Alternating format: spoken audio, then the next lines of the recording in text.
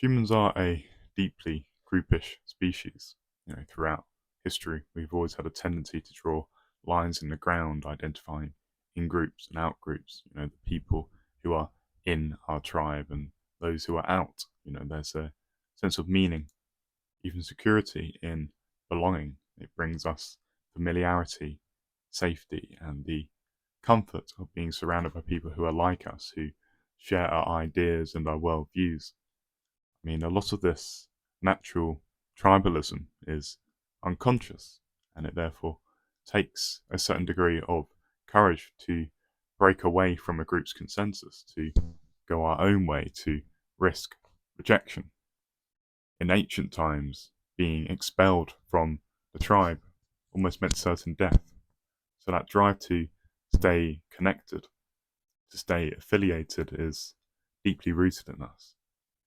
This natural inclination to follow a group, to trust in leaders, experts, priests, shamans, community figures. It has a certain logic to it. After all, we can't know everything. But it does raise the question: what happens when these experts become corrupted by their status, or when they become more interested in their own importance than in serving truth? This isn't just a thing of the past. We see it so blatantly today. Certainty really is toxic to intellectual curiosity. When we are certain in our status and our truth, it shuts us off to the possibility that we may be wrong. We see it in social consensus. There are many widely held beliefs that we take as truth simply because many people believe in them. But just because something is the consensus, it doesn't necessarily mean that it is equated with truth. The loudest voices in society, they're not necessarily the truest ones. And in today's world, media, technology, algorithms, they amplify certain voices over others. With every scroll that we do in our phone, we are pulled into a carefully curated feed that is not optimizing for delivering you an accurate depiction of the world. It's really optimizing for engagement, towards showing you the stuff that keeps you hooked, that keeps your eyeballs on the application. So you have to really ask yourself the question, is this feed that I'm being exposed to, is it showing me the world, or is it playing this weird game with my perception? This isn't a new idea, this notion of perception influence, perception management by technology.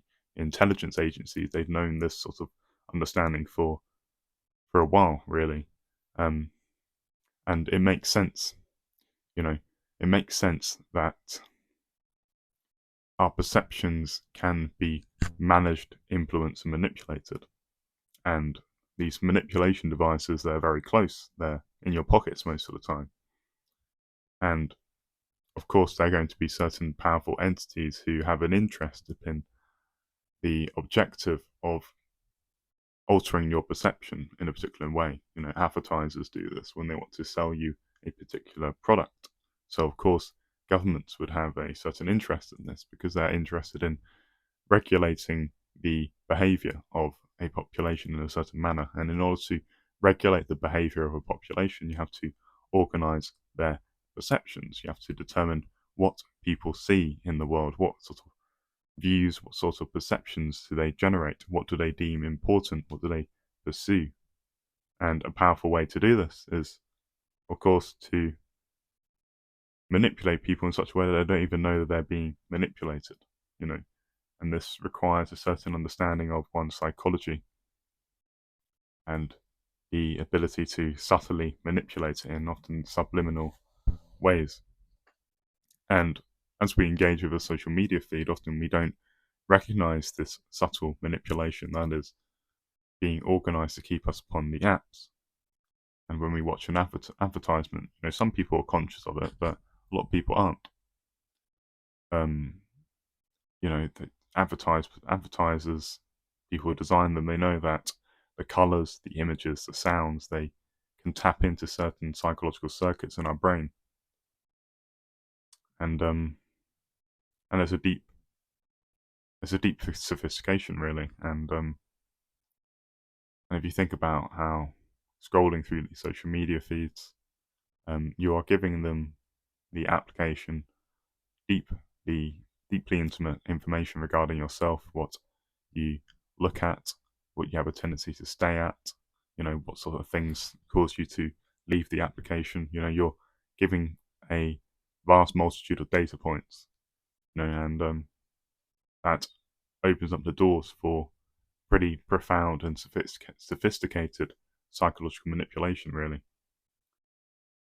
And that's something we should remain conscious of as we engage with our technological devices, we engage with media.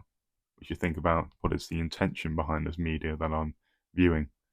Is there a certain monetary incentive behind it? And very often there is. Many of our social organizational structures today are driven by the profit motive. And some people see this as necessary, but we have to admit that when we have the organizational structure of many substantial institutions in society being optimized towards profit, towards money, shareholder value, you have to admit that this structure very often and repeatedly and historically conflicts with human well-being.